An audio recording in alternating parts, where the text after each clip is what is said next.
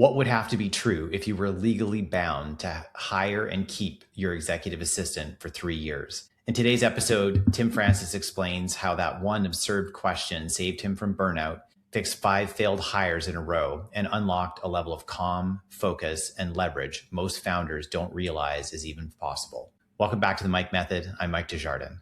If you're a founder, CEO, or executive who keeps saying, I don't have enough time, my to-do list is endless, I've thought about getting an assistant, but I don't even know what they would do, let alone how I would train them, then this conversation is for you. Today's guest is Tim Francis, founder of Great Assistant. Tim's not coming at this from theory, he lived the pain. He tried hiring help and failed 5 times in a row.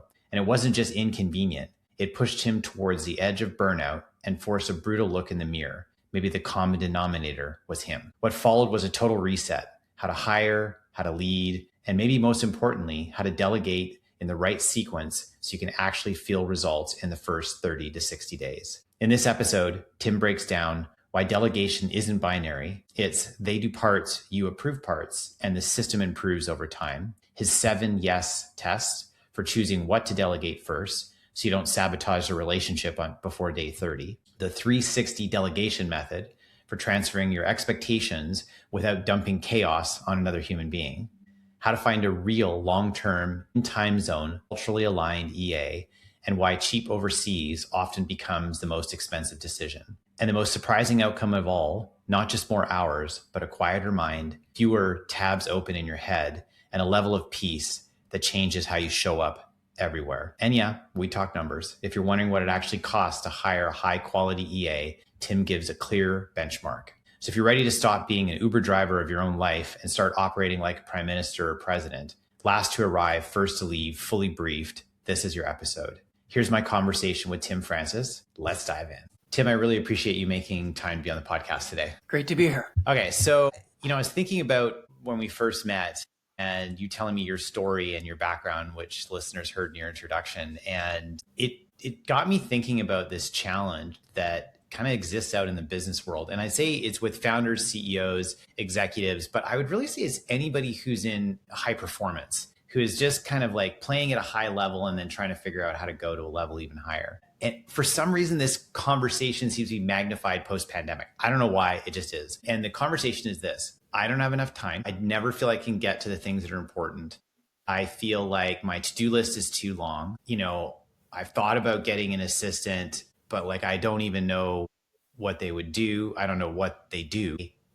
I don't know how to train them. And so I just keep plugging away every day. That is a conversation I've had, I don't know how many times. So when you hear that, I think your brain goes to a different place. Yeah, I think what's the opportunity cost of not getting an assistant? I had an experience quite some time ago where I actually lost the ability to walk. And in that experience, I lost everything that I dreaded losing. I was over $300,000 in today's money in debt. I had lost mentors. I had lost investors. I'd lost 3 houses. I even lost the ability to walk. And that's when it hit me, what is my number one asset here? Because I'd lost everything that I thought was my number one asset.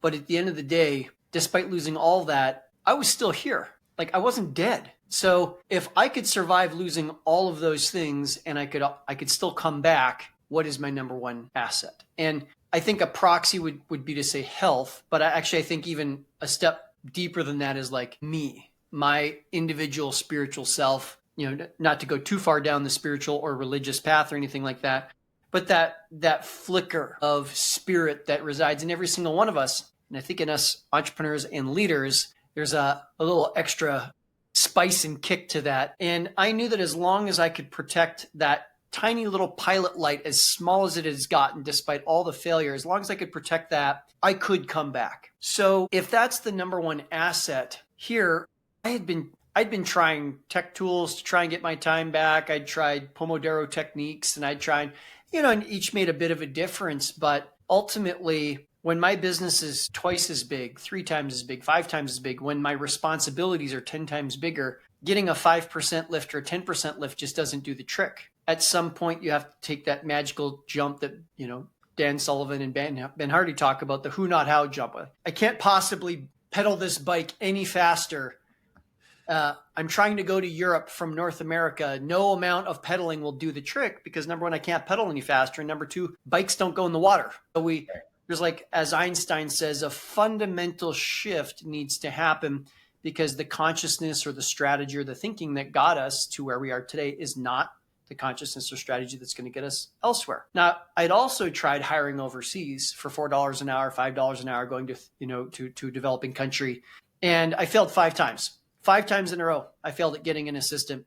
And depending on which research you look at, failed hire is 2 to 16 times as expensive as the hire was in the first place to replace that person. And so for me, I was really gun shy.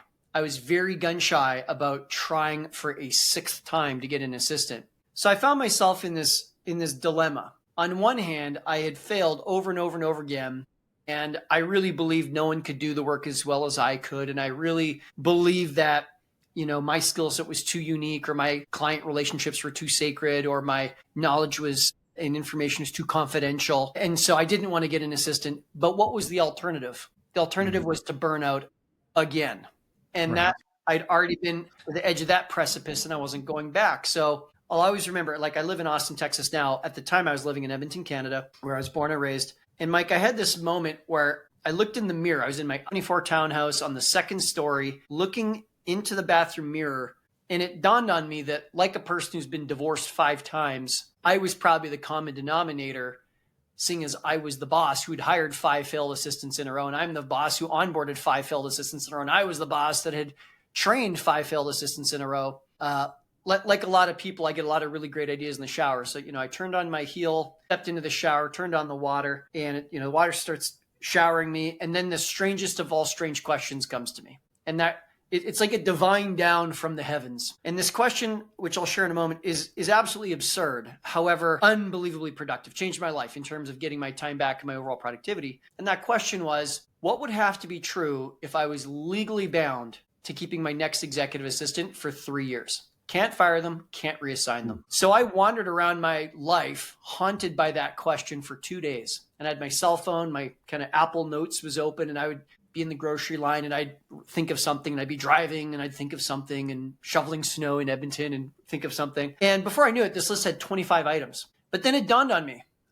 I've been like a personal development geek my whole life. And I'm like, it's kind of a negative question. What if I'm stuck with this person for 3 years? I said, what if I flipped it around? So I flipped the question into, what if I get to be with my next assistant for 3 years? Like, holy smokes, what if they see me as more than just a paycheck? What if I come to trust them and I am okay with them talking to my clients, and they've got my credit card and passport and can book travel, and they can prepare me for meetings, and I'm comfortable with them having confidential information, and they're tech comfortable and we get along, like, heaven forbid this actually works out. Like, let's just play that make-believe game for a moment.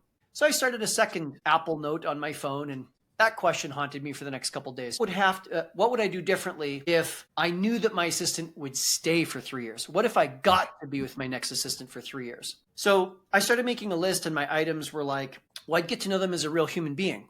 I'd get invested in their goals and the name of their dog and their kids and their spouse. And I'd be really responsive. I would never make them wait more than a day to get back to them on Slack. I would never miss a weekly alignment meeting. Maybe reschedule because of travel, but never miss it. I would create like a really amazing onboarding experience for them. I would be absolutely certain that I was a thoughtful delegator and a patient coach. That was a big one, patient coach. So I'm making this list, Mike, and it's another 25 items. So I sit down about 4 days after this initial question hit me in the shower. And now I'm sitting in front of my computer, and I drag my Apple Notes onto my big screen, my second monitor, and I put them up side by side. I got 25 items on my stuck with for 3 lists, a 3 years list. And then on the left, I got my get to be with my next assistant for 3 years list, another 25 items. And I burst out laughing because you know what, Mike, I hadn't done a dang thing from either of those 2 lists with any of my first 5 assistants. And that's when it hit me that, like walking, it's a lot easier and faster if we've got the right leg and the left leg working in concert with each other. The right leg was me getting the right kind of assistant in the first place. That's the stuck with for 3 years list, but it also required me to be a much better leader, much better coach. And that was the get to be for 3 list, things like be responsive, thoughtful coach, patient delegator, and whatnot. So that's what really brought it together. And that's how I tackled getting my next hiring process going. I met a woman named Sarah. She's a former paralegal from Kokomo, Indiana. This is 11 years ago now. And because she was domestic, direct hire, paid a respectable wage, she was someone who I came to trust right away. I'd taken her through multiple work tests, multiple psychometric assessments. I'd been a solid onboarder and coach and leader and patient and all, and I developed her. I'm telling you, within 4 weeks, she'd done more than any of my previous assistants had in 4 months. And within 1 year, she was doing email inbox, calendar, travel planning, event planning, preparing me for all my meetings. Like, she was literally a mini me, not a clone of me, but a compliment, and I would throw balls in the air, she'd catch them. And the level that I could perform at was absolutely breathtaking. And I wished I would have done it 5 years earlier. Wow. So you got your list of 25 and 25. I'm curious if you have an effective onboarding process for them. I think if I was a listener right now, my curiosity would be, what are the first things that when you get this new assistant aboard, what are the first things that you can actually figure out how to delegate to them to actually free up some more of me? I mean, when you say free up more of me, I mean, effectively you're freeing up your time, right? Significantly. But the time is interesting because if I think about time as every minute or every second of the day is the same, then therefore every task must have the same leverage ability. But it's not true. I know that there are certain activities that I do that don't take a lot of time, but are very high leverage. I know there's activities that I do that are very low leverage and they take a short or long amount of time. So the key is get rid of those things or delegate those things that are low leverage and are taking up a large amount of time, I guess, all the way down to a small amount of time. Is that how you think about it, or how do you think about it in terms of like, where do you start from a delegation perspective? I think there's a lot of question with how to delegate. Should I create SOPs? Should I create Loom videos? Very valid questions. And we've now helped 1,000 entrepreneurs to get their time back. So we've tested this across a really wide range of different case studies. And I love that your brain is going to, what should I delegate in the first place? Because that has monumental consequences in terms of how effective you are at getting your time back. Let's face it, if as a leader, you're not getting your time back in the first 30 to 60 days, you're probably going to end the relationship. So there's this massive consequence of picking the wrong things to delegate first. So I noticed 11 years ago that there was actually 7 questions I had to ask to figure out the right thing to delegate, because sequence matters. Okay. If I take a shower and then I put on a tuxedo, I'm Timothy Bond. If I put on a tuxedo, but then I take a shower, I'm a hot mess. Sequence matters. Okay. Right. So what I noticed, and these 7 questions are specifically around an executive assistant. You could alter these questions for different roles and different hires in an organization. Today, we're talking about EAs, so we'll stick with the EA question set. So I actually would start with doing a time study to say, where's my time actually going? And I know that probably sounds amateur to a lot of the leaders listening to this, and it probably sounds super basic, and it's not flashy because I'm not telling you to go download the latest app, but a good old spreadsheet and the simple, practice of writing down what you're doing basically every 15 minutes. And I don't even think you need to write down everything that happened in those 15 minutes. Just when the ding goes off, what are you doing in that moment?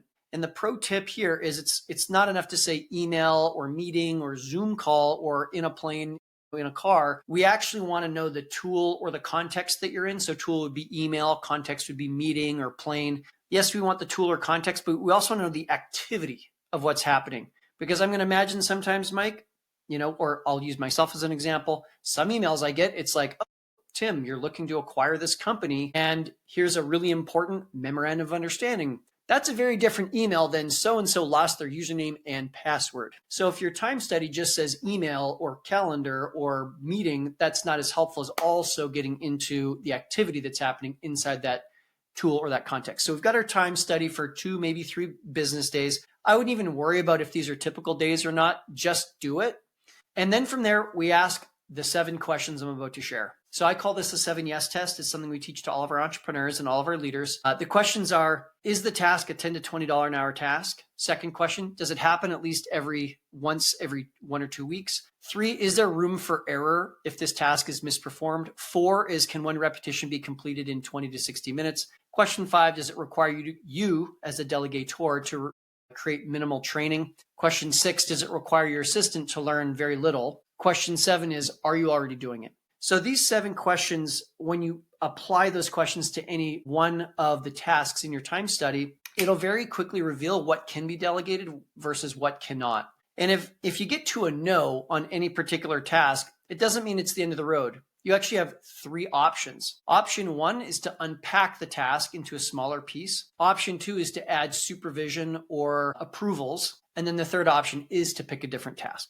Now, I realize I've just quickly said, 7 questions and given you 3 options if you bump into a no. I actually created a custom GPT. You can find it at 7yestest.com. And so it's the number 7 and then the word yes and the word test, 7yestest.com. And any task from your time study, you can just pop it right into that, go to 7yestest.com. It'll auto direct you to a custom GPT and it'll just ask you those 7 questions. For anybody who's trying to write that down quickly, we're going to drop that in the show notes. So you can just click right on it. So I'll just run you through a quick example. Let's say it's travel planning. If I say, I want my assistant to take over travel planning, the first question would be, is this a $10 to $20 an hour task? It could be debatable, but let's be bold. Let's say, we succeed at question 1. Question 2, does it happen at least every kind of 1 or 2 weeks? Let's say, yes, you're a busy leader going to different conferences, workshops, maybe on-sites. Number 3, is there room for error? That's our third question. Well, let's say I'm in Austin, Texas, and I want to fly to Edmonton. Mike, what happens if my assistant books me a flight to Edmonton, Kentucky instead of Edmonton, Canada? I might have a very, very disappointing Christmas. Okay. So there is not room for error. Okay. So question 3 fails on travel planning. So what are our options? Option 1, unpack. Okay. So how can I unpack travel planning? Well, I could say there's the flight part, there's the accommodations part, there's the ground transportation, there's the movie tickets or theater tickets or sports tickets, and then there's reservations. I could unpack it that way, or I could unpack it a different way and say, we've got the research phase, we've got the booking phase, and we've got the execution phase. So let's say we go with that version. I could say, all right, well, I'm going to delegate just the research phase of my travel. Well, if that's the case, all of a sudden, it doesn't matter if my assistant books Edmonton, Kentucky, because I'm going to catch it, right? So I'm actually unpacking and adding approvals there. So once we redefine the task as just research for my upcoming trip, I start at the top, I go through my 7 questions. It's a yes on all 7 yeses. Bing, bang, boom, we've got a winner. And now this is a task that's worth delegating. Now, a super pro tip here is delegate tasks that happen often. Sometimes it's tasks that you don't mind doing, but I'm going to tell you, a lot of times entrepreneurs will say, why would I bother spending an hour, recording a Loom video on how to do something and coaching my assistant when it takes me only 30 minutes to do it? That's a perfectly valid approach. That's a question of ROT, return on time, just like how we have return on investment for money. What's our ROT? Well, I don't want a negative 50% ROT by putting an hour into something that I could do myself in 30 minutes. Except the frequency is missing. And there it is, Mike. That's exactly what I was about to say. That's one time. Exactly. And the metric I encourage entrepreneurs to use is a 1-year time frame. Oh, okay. So how... Exactly. How many times does this happen in a year? If I'm traveling it every other week, that's 26 times, 30 minutes per rep. I'm now looking at 13 hours. Now, all of a sudden, I got a 13-hour return on a 1 hour of training time. That's a slam dunk. Let's do that all day long. Great. That's a great formula. What I love about this method, Tim, is that I think even in leadership, right? People think, should I do this myself or should I delegate this? And so it's very binary. And what I love about you is the explanation that you've given is that you're saying, well, wait a second, it's actually not binary. So I'm not saying you do it, they do it. There's maybe they do it with your support, or they do a portion of it and then you check it. Then they do another portion of it. Then you check that. Then they finalize it, or maybe you finalize that. And so all of a sudden it opens up this world of possibilities that so many tasks that I might write off and say, oh no, that task is too complex. If I break it down into the individual steps, I'm like, oh, well, the steps aren't complex. So if I showed somebody how to do the steps and I was able to check in at certain points, well, maybe I could delegate that. Yep. I learned this with Sarah from Kokomo, Indiana, when it was event planning. And rather than it being research, execution, and then travel, which was my last example for you, it was more how do we confirm the logistics of where I'd be speaking at the Hilton Garden Inn on Stony Plain Road in Edmonton. And then after that, it was confirming the support staff the next month. So I graduated her to the next part, which is book the videographer, the registration person, et cetera, et cetera. And then thirdly was executing on the marketing. So once you've got a task defined, next we need to design the task. So we call this the delegation cycle: define, design, delegate. So define, that's the 7 yes test. We got to figure out what is the shape, size, duration, and difficulty of the task. That's the 7 yes test. Next, once we have a winning task that satisfies our 7 yeses, then we move to the second part, which is design. We've defined, now we're designing. And the way we do that is with something called 360 delegation. And 360 delegation is defining the vision, the resources, and the definition of done for that task. So vision would be things like, why are we doing this? When are we starting? When's the drop dead deadline? And the pro tip here is to actually include a sample of success. Show your assistant the box top of the puzzle so they know what they're working towards. If you want an assistant to send an invoice, show them a completed invoice. If you want them to upload a blog post for you, show them a successfully uploaded blog post. Show them a sample of success. SOS, it's not lost on me that SOS helps someone to avoid an SOS. Yeah. And that's in the vision section. Resources, it's about 15 different possibilities. Like, what resources do you think your assistant's going to need to be successful? This is intended to jog our thinking. Is there a username and password that they're going to need along the way? Do they need authority with a credit card? Do they need a spending limit? Is there a teammate they need to work with? Is there an SOP for them to work from? Is there a Loom training video or a course they need to take? That's all in resources. And then thirdly is definition of done. I'm for anyone out there who's into Scrum project management, I'm a product owner. Hail to my favorite nerds out there, fellow Scrum people. And so definition of done, I think a real simple way to think about that is, what are the user stories that have to be true? So if I'm traveling, I want to be able to go into my Google Calendar. On the day that I'm traveling, I want to see a single entry in my Google Calendar that I can click on. And in that has a Google Doc. That's my travel dossier. I'm going to click on that. And that should be the only thing I have to log into. I don't have to go into the Delta or United or Air Canada app. I don't need to go into my Hilton or Hyatt app. It is all bang right there. That's the experience I want to have. You're going to be a user. Maybe your assistant's a user. Maybe there's people you're traveling with, but we want to get those user stories in there. Now, I know I've said a lot here as well, but guess what? We have a custom GPT for this as well. So once you've got your task, maybe it's travel research like we defined, head over to dwriter.com. That's the number 3, number 6, number 0, and then the letter D and the word writer with a W, of course, dwriter.com. And it will walk you through creating your first ever 360 delegation using the task that you came up with from the 7 yes test. And what's really cool about this is, in essence, you're able to talk to the GPT, and you can even tell the 3D writer, ask me questions. And it'll say, oh, well, do you need a pool? Do you need a fitness center in your hotel room? How close are you going to be to your venue? Do you care about whether it's Airbnb, right? So it'll take you questions. And my experience, and I've done this hundreds and hundreds of times, and I'm the guy who invented 3D writer, okay? I am still in awe every single time I go to do it with like how many details I missed. And then I'm immediately confronted with, had I missed any one of those details, like my account for Hyatt Rewards or my Amex, like which card are we using, my assistant would have had to stop and ask for help. Right. So it's literally preventing and batching together and eliminating all of those moments where we have to do changeover from me to my assistant, to me to my assistant.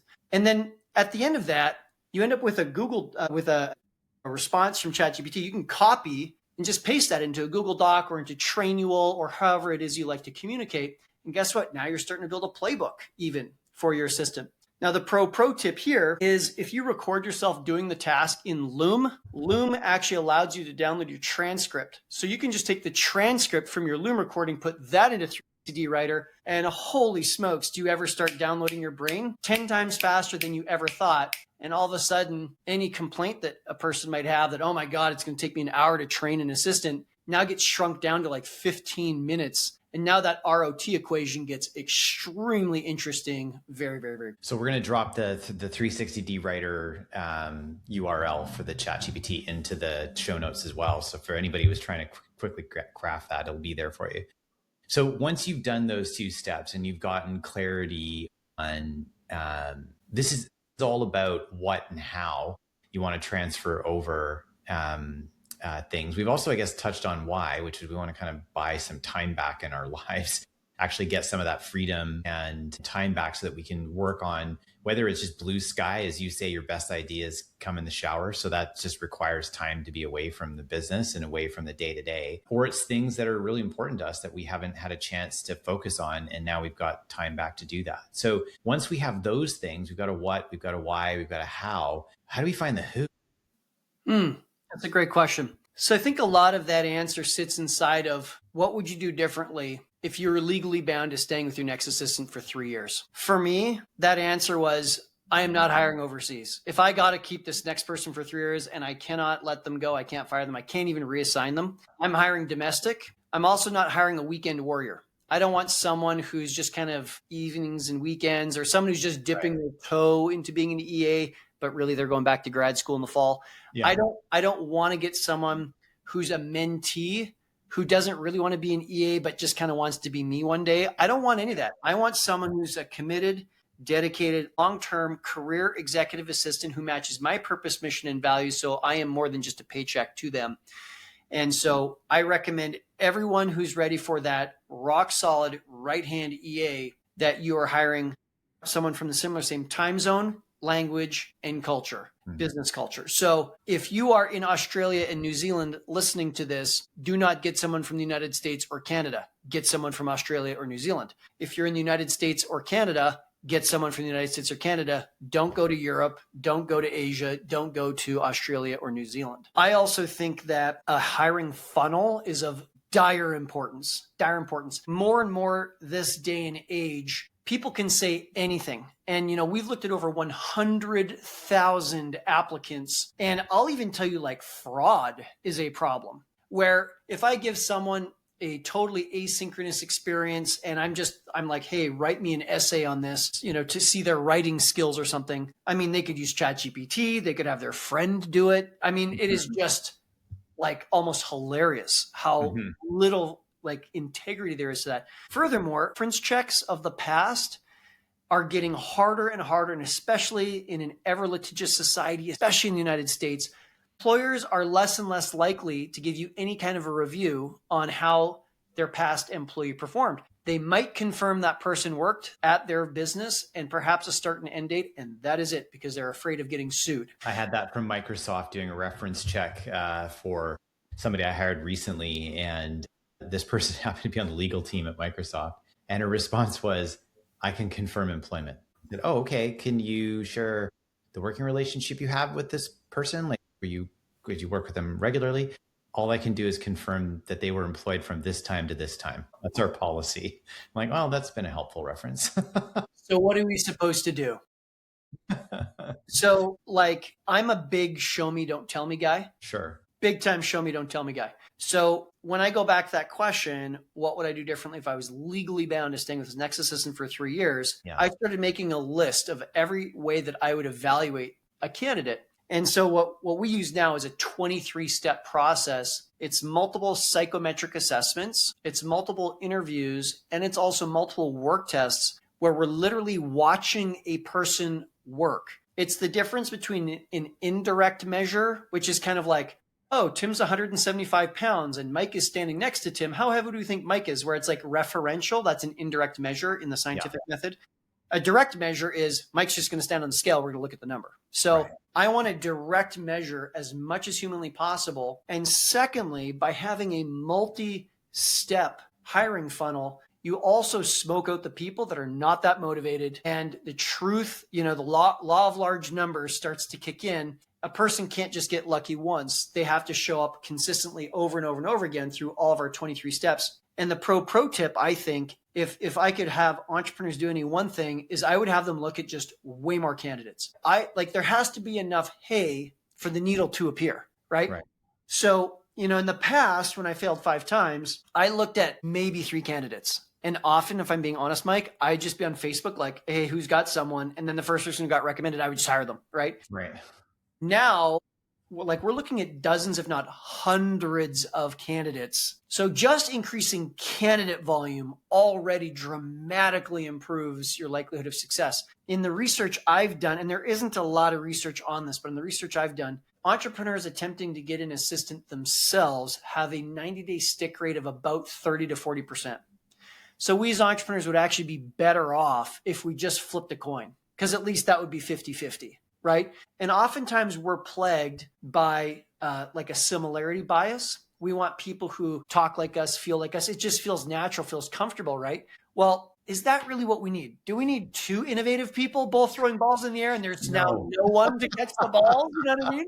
So by having a process, we can kind of, if you think about the WHO method or the top grading, where we define success first and then we hire to that. And in our case, we're actually building a hiring process to that. Oh my goodness, does that ever just skyrocket success rates? Right now, our 90-day success rate is not 30 to 40%. It's 85%. So it's actually 100% better than where I used to be as a solopreneur trying to do this myself. And then of our clients, we've got a guarantee if it doesn't work in the first 90 days, we get them a new assistant. So either way, our clients have an assistant at 90 days, their initial assistant or a rematch, and 96 out of 100, not 100, but 96 out of 100 of our clients still have their 90-day assistant after 1 year. So, and I can attribute that so heavily to having a great hiring process and also the leader being a great leader, which is just getting back to those two lists that we talked about at the start of the episode here. That's a phenomenal retention rate. I mean, when you think about the frustration of if you've onboarded somebody in 90 days, you're getting a 30% chance of them being successful. And you've got to do that a number of times. Like that'll burn you out of wanting to keep trying. Right. And also I think, I'd be jaded too, because I would think, oh man, it hasn't worked out a number of times now. Now I got to try again and go through this entire onboarding process of trying to, train somebody on all of these tasks, and without any, way of knowing whether or not they're going to be successful. And I think, this is we live in this sort of Indeed world where we think, oh, we can just throw it up on Indeed or throw it up on LinkedIn and, gather a whole bunch of candidates and then look at their resumes and whittle it down. And then from there, do some phone screening and then do some interviews. And then, if I was to pick, as you say, we look for people that are like us. If I was to choose somebody like me, they would be terrible assistant. They'd be dreadful. One, their detail orientation would be out the window. I think things have 3 steps when they have 30 steps. And so, and I don't want to do the other 27 steps. So, I need somebody who looks at it and says, oh no, there are 30 steps. You're oversimplifying this. And here's all the questions I need to ask you to get the answers that I need, because you don't even know the answers you need to give me at this stage. That's kind of like what would be required. That is not me. That is not the person that I want to hire.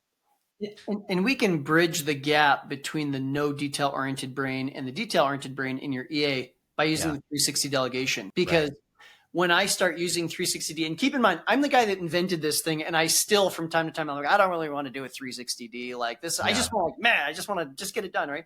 But I'm like, Timothy, no, be a good example to your clients and to your staff. Do the damn thing. So then I start doing the 360D, and I'm like, oh yeah, I hadn't thought about that, or that, or that, or that, or that. And so it's a nice tool to bridge the entrepreneur / leader brain and the executive assistant brain so that we can coexist and our assistants can help us. And the best part of all is when you have a long-term assistant who wants to be a long-term assistant and you're leading them like they're a long-term assistant, you only have to teach them typically once. When you do a 3D, you do a great job the first time. And guess what? That EA that I had, Sarah from Kokomo, Indiana, who started in event planning with just doing the production part of people and then just the venue. By month 3, I could basically just say, oh, hey, I'd like to have an event on this day and this is the topic. And because she had learned everything in the previous 3 months, now I could push one button, which was, hey, Sarah, go do this. And she could do, it was like 48 steps or something like that, all on her own. Now that goes away if she quits. So that's why that long-term part makes such a big difference. Yeah. And a lot of people think, oh, well, I got to get my business figured out before I get an assistant.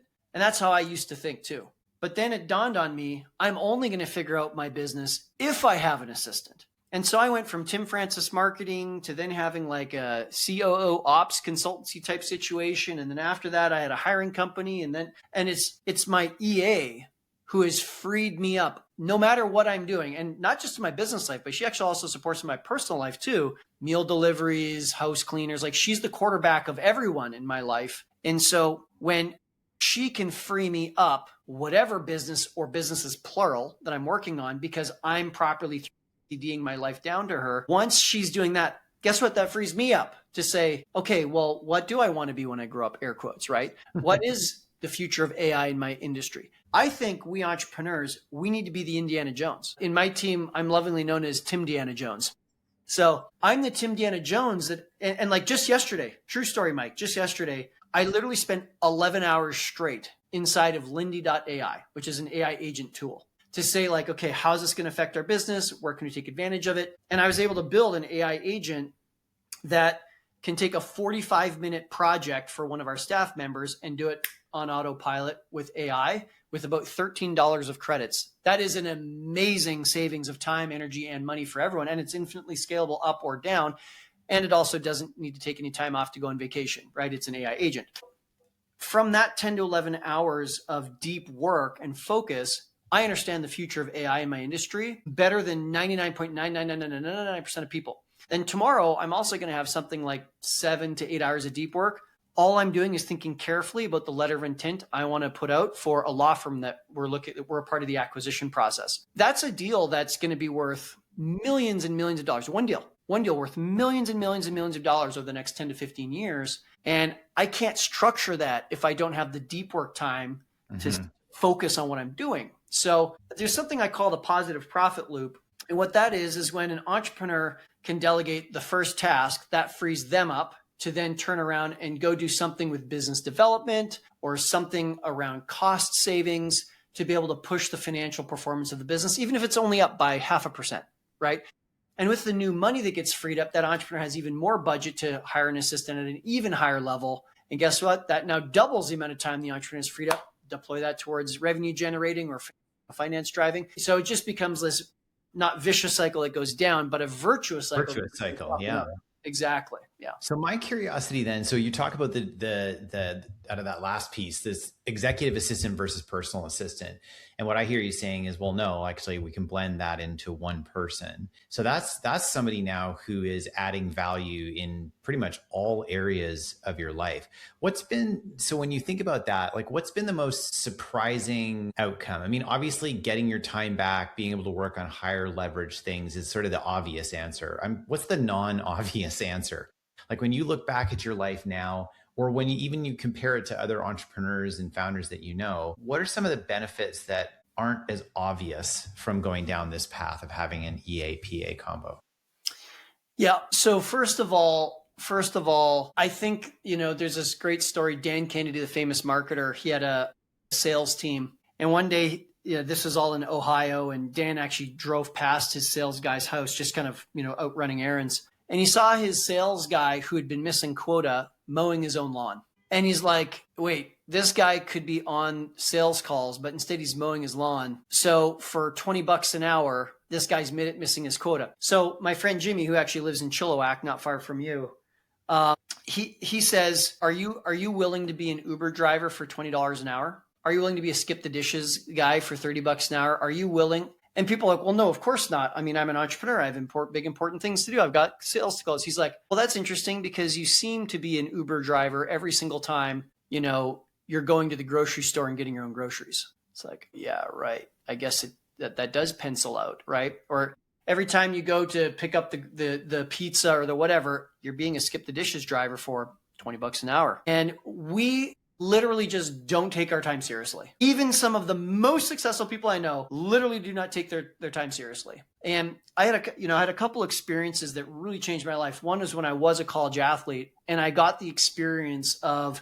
I had a trainer and I had a dietitian and unlimited massages from the masseur, unlimited PT from the physio. And I just had such a privilege to focus on so few things. The speed I improved was breathtaking. It was absolutely inspiring. And when I was 17, I had an experience to be a House of Commons page. So I worked right on the floor of the House of Commons, 3 different prime ministers, Jean Chrétien, Paul Martin, and Joe Clark. And I saw how they worked. And I saw that the prime minister would leave question period. And when he would step into the Hall of Honor, there'd be someone waiting there to hand him a briefing dossier. And as they walked to the next meeting, he would get the updates. And everyone who was waiting for him in the next presentation was already in the room, and he'd be the last to arrive and the first to leave. And then you get handed the next dossier, and the next room he'd go to, last one to arrive, first to leave. And so I want every single one of the leaders and entrepreneurs listening to this conversation you and I are having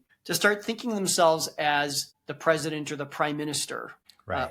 Or alternatively, the surgeon in the room. And there's really only three things that I want us as leaders doing. One is strategy, one is high-level skill, and the other is high-level access. So only we have access to certain authority, only we have access to certain people. Okay, so those are the three things. And so when I look at my calendar, every entry in my calendar, I want to be the last to go into that metaphoric surgery room. I want the prep notes to already be in that calendar entry. I already want to make sure all the Zoom links been confirmed, the guests are confirmed, everything. And all I'm doing is showing up, and then I'm leaving, and others are taking care of processing the payment or sending the terms of service or whatnot. And the more that I've been able to do that, and I mean, fun way to deploy this is actually every time I travel to an Airbnb, all the groceries I want are actually already in the Airbnb, already in the fridge before I even get there. And that's how the prime minister travels. Their suits arrive 2 days before, their shoes are there 2 days before. That's how we want to go through our day. And what that's done for me, to circle back to the unexpected part, is, Mike, I cannot tell you how peaceful I feel. It's like I had 101 browser tabs open in my psychic RAM. Yeah. And I just closed 99 of them, and I only got two things to think about,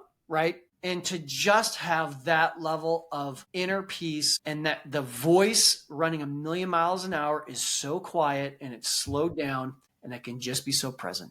And whether that is with the task I'm doing, like 10 hours of thinking about AI in a day, or whether that's being with my mom at Christmas time, that is priceless. And that's the part that most people don't understand. And oftentimes, myself included, and our clients only realize how invaluable that is after they've experienced it. It just doesn't even seem possible. It doesn't even seem maybe even all that valuable until you've experienced it. And you're like, oh my God, I can't believe I've been living without this. So I feel like we've covered the why, we've covered the what, we've covered the how, we've covered how to find the who. I feel like the last question we need to cover is how much. So what should one expect to pay to have one of these magical unicorn beings come into their world and help to support them? So end of 2025, start of 2026 is the approximate time we're recording this. At this time, for a domestic direct hire executive assistant who wants to be aligned with your values and goals and mission, all the things we've talked about in this episode, you're looking at you have to advertise $30 an hour and up, or $60,000 a year for full-time and up. Anything less than that, and you're just not going to get enough good candidates soon enough. The other thing, if you're going to go part-time, you need to be advertising at least 15 hours per week. That's 15, at least 15 hours per week or more. Or again, you start attracting people who are much more weekend warrior. This is a tertiary priority to them. You're not getting the same kind of bite, if you will, in terms of them biting into the role. $30 an hour, 60 grand a year full time, or if you're going to go part time, again, the $30 an hour and 15 hours a week or more is the going rate as of end of 2025, start of 2026. Amazing.